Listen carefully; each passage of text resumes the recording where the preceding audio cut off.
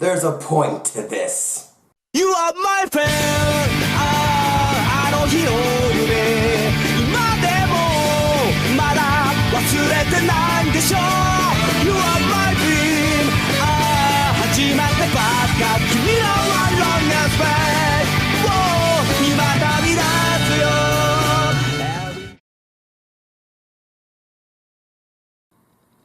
The XFL, the Extreme Football League.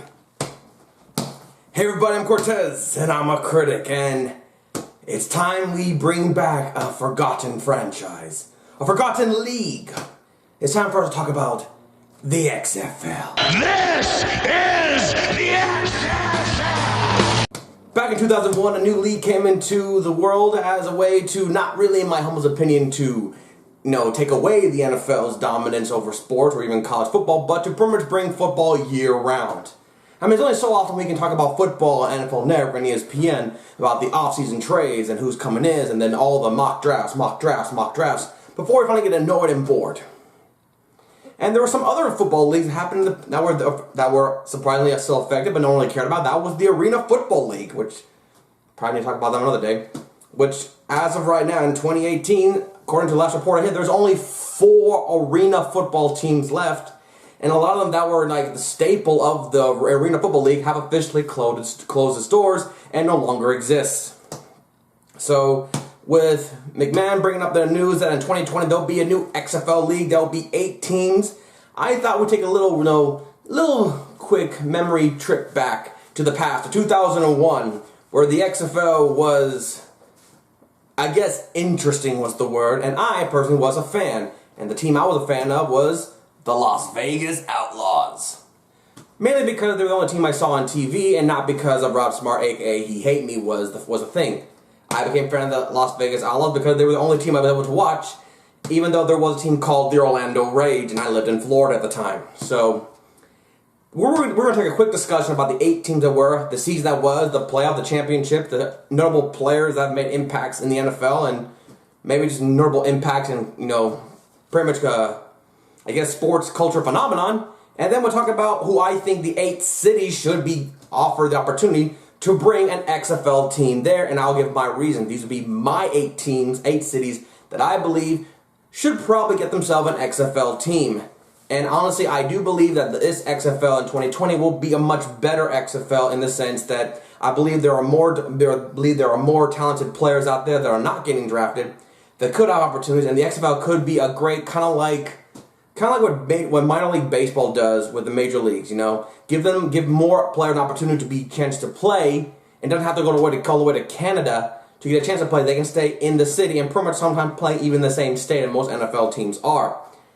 And also, revenue and stuff like that. But I do believe this XFL will be better than it was in 2001. So, let's do a quick recap of the 8 teams that were in 2001's XFL. We'll start, of course, with the Eastern Division, which had, of course, the Orlando Rage, the Chicago Enforcers, the New York, New Jersey Hitmen. Yes, that was a name. And, of course, the most unique city location, Birmingham Thunderbolts, or the Birmingham Bolts, if you want to call them. The Eastern Division went by. Orlando Rage was the best team in regular season. They had the longest winning streak. They end the season off 8-2 in a 10-game regular season front. They were the best team. They had the longest winning streak. They were undefeated the longest. And sadly, when they did go into the playoffs, potentially heavily favored to go into the big game at the end, or known as the XFL Championship. In second place was the Chicago Enforcers, which actually took place, they played the game in Soldier Field where the Bears played. John Avery, the running back, was actually their most iconic player, mainly because of versatility, and he was probably one of the most successful running backs in the XFL. Sadly, not as popular as, Rob Smart, aka He Hate Me, even though Avery had 800 yards rushing and Rob Smart had barely 400. But popularity aside, Rob Smart, He Hate Me was more iconic, but John Avery, who I believe was probably the better running back in all of XFL, having 800 yards. The New Jersey Hitmen. Well, I like the logo. I feel like in today's day, I feel like the XFL was trying to go for very much of WWE or WWF or WWE Raw, whatever it was at the time, to pretty much make it kind of what it was. I mean, the Rays, the Enforcers, fine, but the Hitmen. In today's PC culture, I think you cannot get away with calling a team the Hitman. Then again, we're still getting away. We're still using Native Americans, Indians as logos, and some teams are taking the appropriate action to remove them, while others are just, whining little babies and don't want to change it. But the New York, New Jersey Hitmen was another team that was there. Oh, by the way, Orlando Rage ended 8-2, Chicago Enforcers 5-5. Both Orlando and Chicago both made the playoffs in this first year. The Enforcers had a longer way to go too, but they eventually started becoming a fan favorite as they started the season off mediocre and actually made a strong push for playoffs. They actually even beat the Orlando Rage to get themselves into the play the last game of the season. The New York, New Jersey Hitmen sadly did not. They had a good logo, they had a good run, but was unable to make up for what they were. They ended the season off 4-6, and they were the first team to get shut out in the XFL game, which happened to take place between them and the Las Vegas Outlaws in the 19-0 Week 1 matchup. And of course, the worst team of it, and hopefully does not showcase anything about it, but the Birmingham Thunderbolts ended the season off as a 2-8 record. They pretty much were statistically probably one of the worst teams in record-wise going to it. But look at statistically, they actually have some good stats on their side. Just when it comes to wins, they couldn't get it done. So Birmingham Bolts was the worst team. So Orlando and Chicago both went to the playoffs. Going to the Western Division side, we had the Los Angeles Extreme with a 7-3 record, first place, led by probably the only iconic player in that, Tommy Maddox, who went on to become the Pittsburgh Steelers quarterback and actually helped them go to some playoff games. Never went into a Super Bowl, but enough to make the Pittsburgh Steelers still relevant before Ben Roethlisberger comes in and takes over.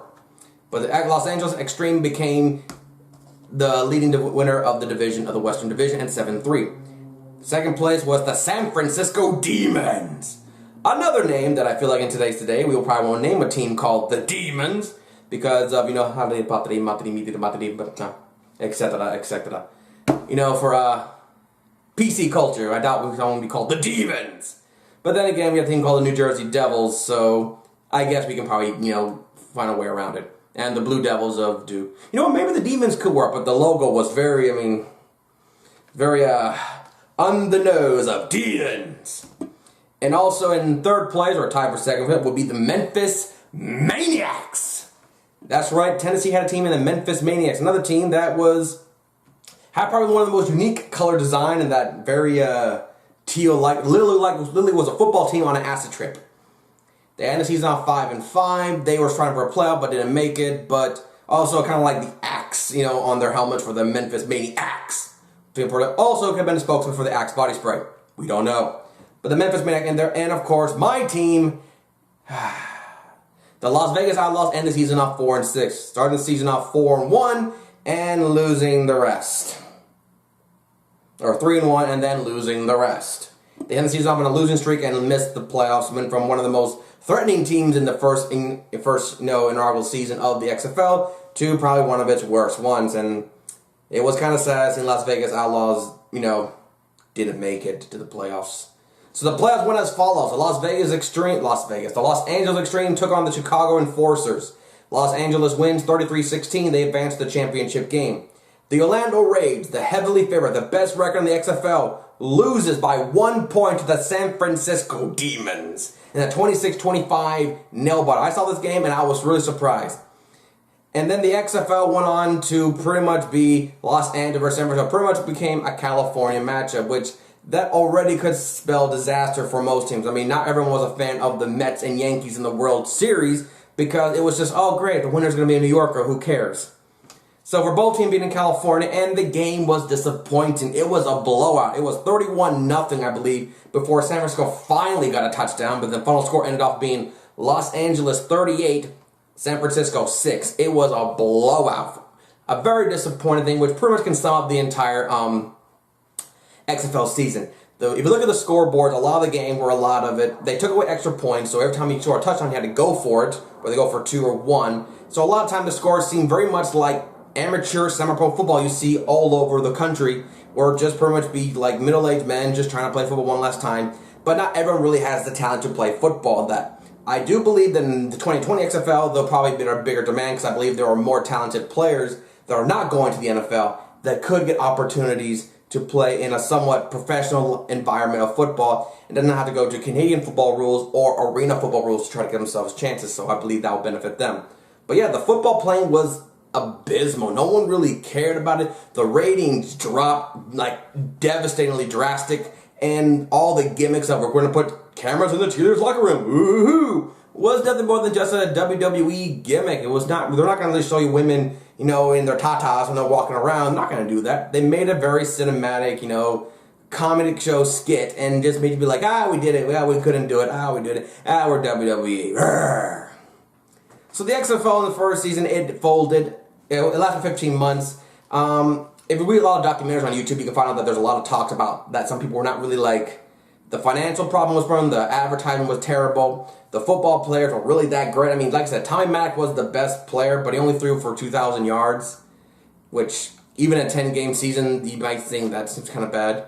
Another great player was on the Los Angeles Extreme was Jose Cortes, the kicker, who in his Week 3 performance, he beat the Las Vegas Outlaws 12-9, and he kicked all his field goals barefooted.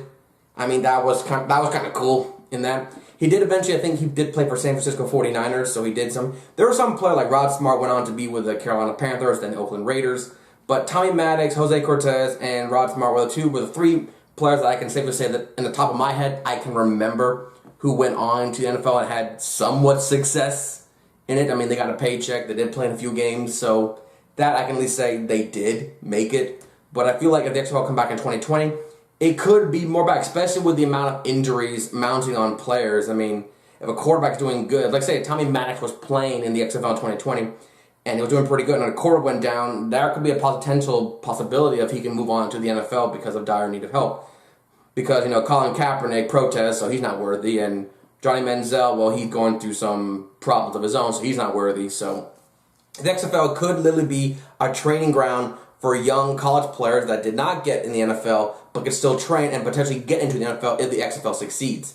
I really feel like the XFL they need to go away from the gimmicks. The cheerleaders' outfits were very stripper-esque-like in costume designs, so maybe they get away from that. If they focus mainly on just football, kind of like what the UFL is doing, I think, or the American Football League is doing right now, that's kind of like scattered and very quiet, it could be successful. Some retired players go in, so it could benefit a lot.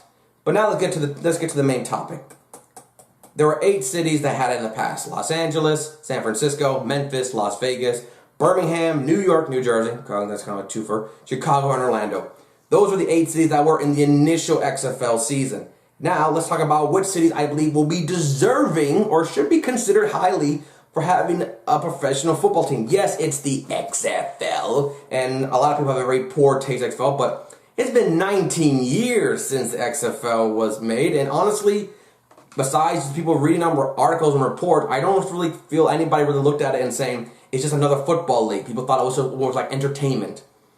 But they're going back to what football is, I guess, and with the major politics in the NFL going on now, I don't see the XFL anyway replacing it or even trying to compete with it. I feel like it's trying to give people another alternative to watch American football without so much the politics of Jerry Jones and Roger Goodell, Ezekiel Elliott suspension, domestic violence, DUI, PED, drug testing. Just get Colin Kaepernick's kneel down. Just get away from it all and watch football. Plus, I feel it'd be an opportunity for young players to get a chance to redeem their careers or keep fighting for their careers after college. So we'll start with the Eastern, and these are the cities I have selected. Number 1, St. Louis.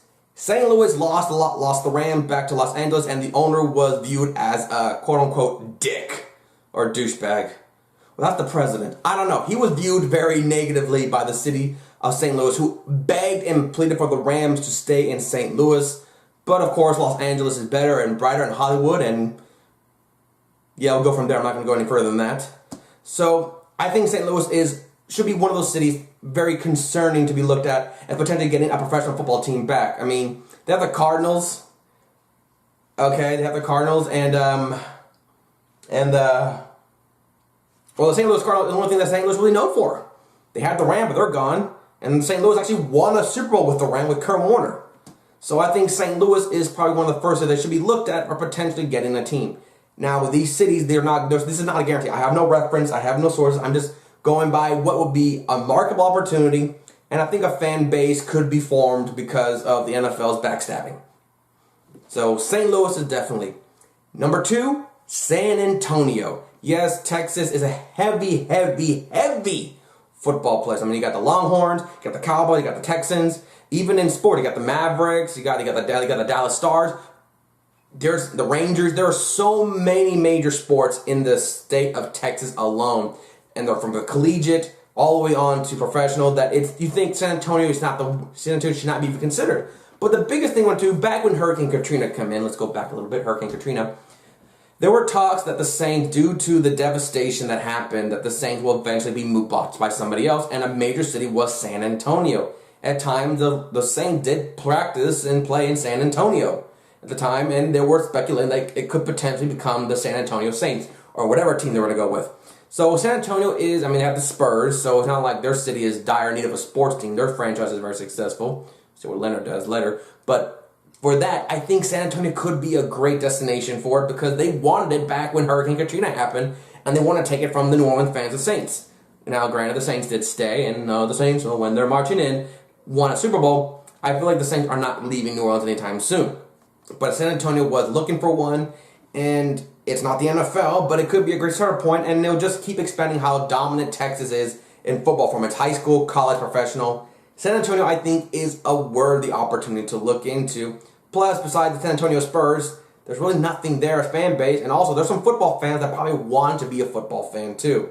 But like I said, you have the Texans and the Cowboys to compete with. It could be difficult, but I feel like it's an opportunity to look into. Look in San Antonio. Number 3, and this one was a toughy one. I know this team already had arena football. I keep saying arena football. An XFL team back in 2001, but it just fits. It fits, and that is Orlando. Yes, Orlando had the Orlando Rage, but with the loss of the Orlando Predators arena football team that has been one of the staples of the city of Orlando, that really gave Orlando fans actually football, and the Orlando Predators were successful. They won Arena Bowls. They had Jay Gruden, a great head coach, who was a player and a coach, and now he's head coach of the Redskins, so there's history there. And Orlando, Miami, Jacksonville, and Tampa, these 3 sports cities, even in good seasons, they're not viewed as a highly marketable area. Orlando has Disney, Universal, it's a very big tourist attraction. You got the Orlando Magic, which quite frankly, they have no magic, so they're more like the Orlando Muggles. So you got to work on that. So Orlando seems like a plus. If you look around outside of it, Georgia might be another one to look at, but the Falcons dominate, the Hawks, the Braves. What major city besides Atlanta could be, I guess, a marketable place to put an XFL team? Granted, yes, the Birmingham Bolts did have an XFL team in the Bolts.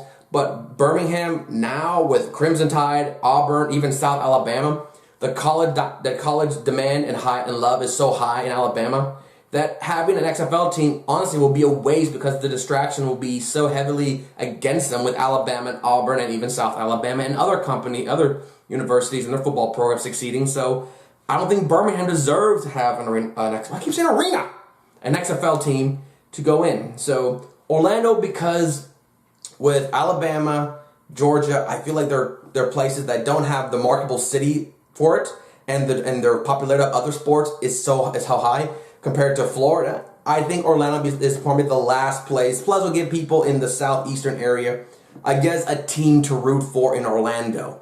Would they call the Orlando Rage? Let's not go with it. Two on the nose about steroids.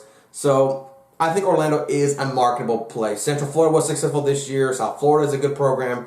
But still, compared to the Dolphins, Jags, and Bucks that have been really, and their fan base, even on good season, are not really supportive, give Orlando another team could be an opportunity to just get the distraction away from the mediocre they've messed and give something new and fresh. Orlando probably one of the biggest fan bases of it, but then again, that could be the fact that they were undefeated for most of the season, and that's probably why. Plus, I feel like there's a lot of good locations for Orlando to have a successful football team, whether it's XFL or not, and also replace the Orlando Predators. Heck, maybe they can make the Orlando Predators the next XFL team. Don't know, as an idea. Let's push it through. And the last city to do in the East will be Oklahoma. Why Oklahoma? Simple, same thing like Texas. It's a heavy football state. And also to give that San Antonio-Oklahoma rivalry between the two. Yes, you have the Oklahoma Sooners there, but really, and you have the OKC Thunder. Okay, so you got some professional sports team, but really besides that, you have college football, and yes, it's as dominant, but probably not as dominant as Alabama, but Oklahoma State and Oklahoma, that's always cool. But with the football, I guess, culture, the environment of Oklahoma, it could be a wonderful opportunity to give Oklahoma, a professional team in it that can lead those Oklahoma and Texas players that did not get drafted a chance to still compete in a football environment that's heavy-based with San Antonio, Oklahoma. So I feel like you can build a rivalry, just like Texas and Oklahoma, maybe not as severe as the Red River rivalry, but you can still build a rivalry, build revenue, and also with a lot of college players from the Texas era, TCU, all that, you could build a factory of breeding new and improved football players with just like a year or two more experience in a professional environment. So marketable-wise for the NFL, it could be beneficial. So I think that could be something they could look into. I had other states too. I had Virginia, Maryland, but Baltimore, and then also had North Carolina. North Carolina, I'm not really supportive of North Carolina because of their political climate. So North Carolina is one of the things I'm kind of like, nah. So, but those are the 4 cities I believe, or cities, that I believe could be worthy of a potential XFL team. Let's go to the Western Division. The Western Division, we're going to start off like before with San Diego. Same story like what happened to the Rams. The Chargers left it. The owner was obnoxious. People really didn't like Spanos that much. And San Diego, according to reports, could be inclined for a team. They have a great location. They're missing a team. I mean, besides the Padres, San Diego was a great way for football, and the desire of a big much of the Latin community. But football, American football in San Diego was something that fans pretty much begged to keep. But the ownership didn't want to and went to Los Angeles, and now he plays in a soccer stadium. Good for you. So San Diego, not saying they're desperate need, but it could be kind of like a nice, to fill the void of the loss of a football team, freshly professional. And same thing with all the California universities there. San Diego could be a great breeding ground for teams like, San Francisco and the Rams and the Chargers. So, like Texas, it could be a great factory to improve college athletes that weren't that good, that can get better. It could build a factory. So San Diego is a city I believe that could take advantage of that opportunity. Now, with Oakland eventually going to Las Vegas, which according to reports, they go to Vegas in 2019, I feel that pretty much means that the Oakland city needs a team. The Oakland Raider Nation have been diehard fans. They have been fans. They dress in costume. They wear all black. It's 110 degrees in Oakland, and they still do it. Having the same environment of the Raiders is going to be difficult. But giving the Oakland people a football team that they probably deserve more than most cities, it seems to be a smart, marketable move. Granted, it's going to be like what happened with San Diego. It's not going to be a place to replace the Raiders. No. But it gives another team of California a chance to have another football team in the XFL, like it did with LA and San Francisco in 2001. With Oakland having another XFL team, it could give, Raider fans not having to travel all the way to Las Vegas if they want to see their Raider team, but also give them an opportunity to still watch football in Oakland as entertainment, and you never know, they might see some local college or high school kids eventually growing up and playing in Oakland, playing a hometown, like what Marshawn Lynch did, kind of. So Oakland is another city I think we need to look into and consider as potential being another home for another team. So those are the 3 cities that I think that lost NFL team, and where one will lose it eventually, and deservedly to look into as an XFL hide at home. Other 2 states or cities, Columbus. I kept thinking about the Columbus Destroyers, an arena football team that was fairly successful at times. But you got Ohio State, you got Cleveland Cavaliers. Okay, the Cleveland Browns have been hurting fans more than anything every year so far. And having another football team that was somewhat successful is a great distraction. Heck, when Columbus went to the Arena Bowl, and they did lose to San Jose SaberCats, the fan base was happy. They had a football program that was professional, that was successful, that was competing for a championship. How awesome was that? So you may ask yourself, well, we have the Cleveland Browns, but how long really are fans willing to wait to see the Cleveland Browns eventually go to the playoff, let alone win 8 or more games? I'm not saying the Cleveland Brown fans are unfaithful. I just feel like that push comes to shove. If I was a fan of Cleveland, I'm getting a little impatient about my team, and some team may even forget about Cleveland and Cleveland lose revenue. Now, granted, this with a Columbus team, and Columbus could eventually lose revenue as long as they position differently. But Columbus could be a great location since they once had an arena football team that they were passionate about, and that'll take away the distractions of the Cleveland Browns faulty until Cleveland gets better. But then again, we can move. So Columbus is another city I think we should do in Ohio. I think it'd be a perfect location to do for it, and I'll give the fans something, especially with Ohio being a very political-minded state when it comes to election. Columbus could be a great point to put a very American team into it and make everyone feel very proud. And the last one, this one was a tossy because I was trying to keep it in the western side. I want to be like, some team that have a team in the East Coast and then there's a team in the Midwest. It's like, okay. I was considering more traveling and how far people have to travel. And this one may not be my strongest one, but I do feel like there's a marketable chance for it, and that's the state of Washington. Yes, they have the Seattle Seahawks, and the bandwagons are galore, but they lost the Seattle Supersonics. That was a basketball team that was a big fanfare. They went to become OKC. And Spokane had a very successful arena football team, so Spokane's a potential city to link to. But if not, Washington, it's not the first time a team had two teams that were football-based. Jerry Jones had the Dallas Desperados in arena football, and eventually that folded, and coincidentally the logos look very similar to each other.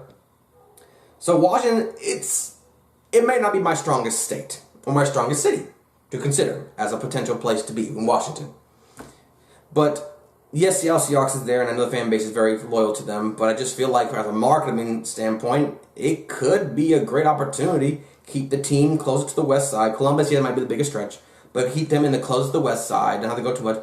Las Vegas has a team who's going to get the Raiders, so I'm not going to put them. I was thinking of Oregon, Phoenix, and Utah, but I felt like Phoenix maybe, but they have the Cardinals and the Suns, so that's a potential. Oregon, mainly because of the Oregon Ducks and how their marketing for uniforms seems potential.